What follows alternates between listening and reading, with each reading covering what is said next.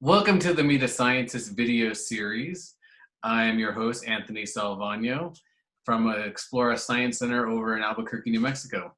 Today we have Lorraine Mottishaw Founds, who's a master's student in the Biomedical Engineering Program at the University of New Mexico.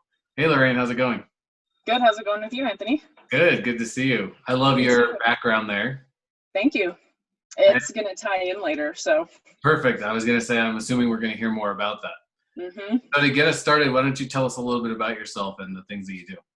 Yeah, so I am a master's student up at the University of New Mexico. So the research that I'm doing right now is we are actually 3D printing different materials to create basically a ligament replacement. So we are looking at your hand, specifically your wrist, because when you fall on your hand, some of the ligaments in your wrist actually break, and it'll cause lots of arthritis and degradation over time. So we're trying to replace some of the ligaments down here in the bottom part of your hand, so that way you can move again. Very cool. As someone who plays a lot of basketball and soccer and has really trash knees, I would really appreciate it if you can get me some ligaments in my knees. I'm working on it. So aside from the tissue damage that you just spoke of, how does that tie into the picture that you have going on behind you? So one of the things that I am very, very interested in, just sort of as a side project, is what's called tissue engineering in space.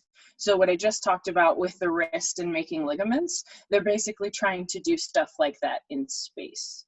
So basically, just to kind of give a little brief overview, we as humans have always loved the stars above our heads. And in July 20th, 1969, the first man walked on the moon only 8 years after the first satellites went up into space. So now almost 50 years later, we as humans have been trying to send people out, not only to the moon, but even beyond it. But one of the questions that we always have to ask ourselves is, what will it take to send humans out that far? Because when you send humans out into space with the zero gravity, there's a lot of things about the human body that change that we don't really understand. Like one of the most recent research articles that have come out is that they took muscle cells just by themselves in a little petri dish, wasn't connected to anything, just muscle cells. And they put them up into the ISS. And they actually found out that the muscle cells started to turn into fat cells, even though they didn't change anything about them except the zero gravity environment that they put them in. So it then leads us to believe that if humans are out in space for a long time and they don't use their muscles, all the muscles are slowly going to convert to fat. So that means that we have to make sure that we take care of the human beings that are in space, so that way we can make sure that they stay healthy while they're up there. So then the next question then becomes, if someone gets hurt up in space, what do we do? Because they don't have access to a lot of the stuff that we do on Earth, like technology, surgeries, that sort of stuff. So how can we put things up in space that'll help heal them when they're so far away from Earth? So one of the things that I really find super fascinating is people tend to take things like 3D printers and other materials up in space to try and create these ligaments in petri dishes, so that way then if, like for instance, Anthony, you were playing basketball up in space and you tear one of the ligaments in your knees, then we can replace it for you. Awesome. I definitely got flashbacks of the humans in Wall-E, as you described. Yeah. We're all going to be giant babies in space. I love it. That's very cool stuff that you're doing. So how did you get to, be a master's student at UNM? What was your career path like? So originally, I started off kind of actually really early on. My dad was a computer scientist. So when I was little, even in elementary school, he was always super excited about math and he loved it. And so that kind of translated over into me, where math was just so fascinating to me. So by the time I hit high school, I was like, you know what? I know I want to do something that's really cool. And I found that I really liked chemistry. And then from there, I started exploring more, and I found out that I just really liked the idea of being able to create something and the chemistry involved in it that would later then be put into the body, like I'm doing now with my research. So I really knew I wanted to do that. So in my undergraduate, I went into chemical engineering because it had a lot of chemistry in it, and I did love it. I loved it the entire way through. But I knew that it didn't quite cover the biology part of it. It was just mostly chemistry. So I had to go back for my master's degree so I could get more of that biology side of it. And the other piece was that the reason I wanted to get the master's degree was because I wanted to do research once I got out. When I looked at a lot of the stuff that people were doing in terms of like industry work, it didn't really interest me. And project-based ideas where you get to do new ideas and you have different things being thrown at you was really, it gave a lot of novelty, and it was really interesting to me because then I could kind of jump between ideas and be creative and do problem solving. So I knew I wanted to do research. So that means you have to get either a master's or a PhD if you want to actually be involved in the research. So the master's degree helped me get the biology as well as giving me more of the research. So in the future, I do want to get my PhD, but at the moment, I would rather just kind of go out with a master's degree and see what I can do and then go back for my PhD later. Very cool. And biomedical engineering isn't something that a lot of people have, familiarity with. So how did you go from being like a chemical engineering to biomedical engineering instead of like, just straight up biology or even, right. Health science research? So one of the big things that really pulled me towards like the biomedical engineering compared to the sciences is that biomedical engineering really has a focus on producing things that people can use.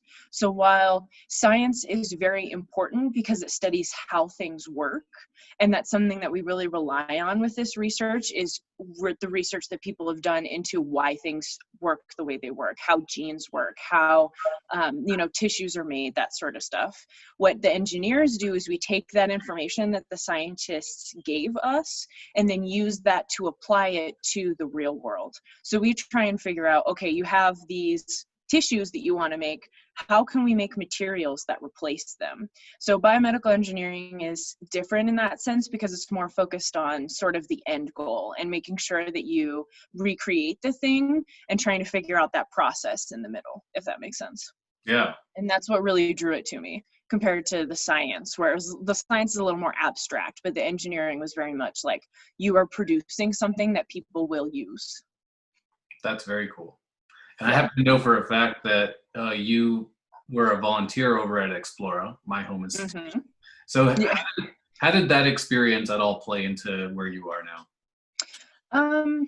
So one of the big things that like volunteering at Explora gave me was it really showed me just how much scientists and engineers have a very difficult time explaining to people what they do, because a lot of times scientists and engineers have really fascinating ideas. And to me, volunteering at Explora and being able to interact with people, just kind of the general public, really showed me how much people really are interested in science and engineering. And it kind of brought me that sense of why I did science and engineering in the first place, to see all of the both kids and adults. I mean, it's more obvious on the kids, but to see both kids and adults' faces light up when they realize something, or they make some sort of they learn something new that they have never known before, and to see it being done real life in action with an application to something that they wouldn't normally get. I mean, it's a really beautiful thing to see them realize that oh, that's what that is, and it applies to this in my life. So that really helped me with my research, because sometimes you get frustrated and you just kind of want to give up, but then you go back and you see these people get excited and happy to learn something, and then you're like, oh yeah, this is why I'm doing this. It's so that way people can be happy. That's awesome. Mm-hmm. I want to thank you so much for taking the time to meet with me here today. And is there anything else that you wanted to share? Any places that people can find you on social media? Okay, so there's one piece of advice that I would want to share with people. Okay.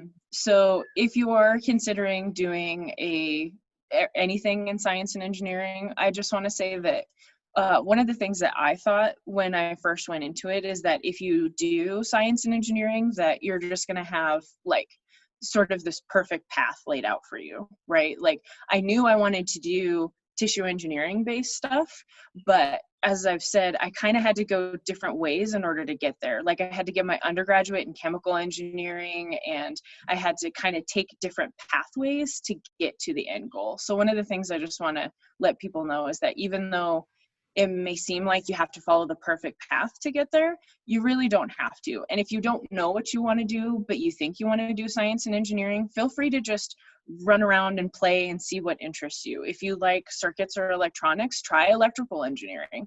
And then if you don't like it, you can move on and change to something else. But the important point is that there is no one perfect way to do science and engineering, and it's not like you're destined for that track. So just try, experiment, see what you like, see what you don't like, and then from there figure out what you want to do. And don't be afraid to take weird paths to get to the end, because in biomedical engineering we have a ton of different people, but in the end we're all going to do the same thing. So even if you're from biology or engineering, you're still going to do the same thing. So That's amazing advice. Thank you. yeah. Well, thanks, Lorraine. We'll Yeah. catch up with you at some other time. Cool. Sounds good. Thank you, Anthony.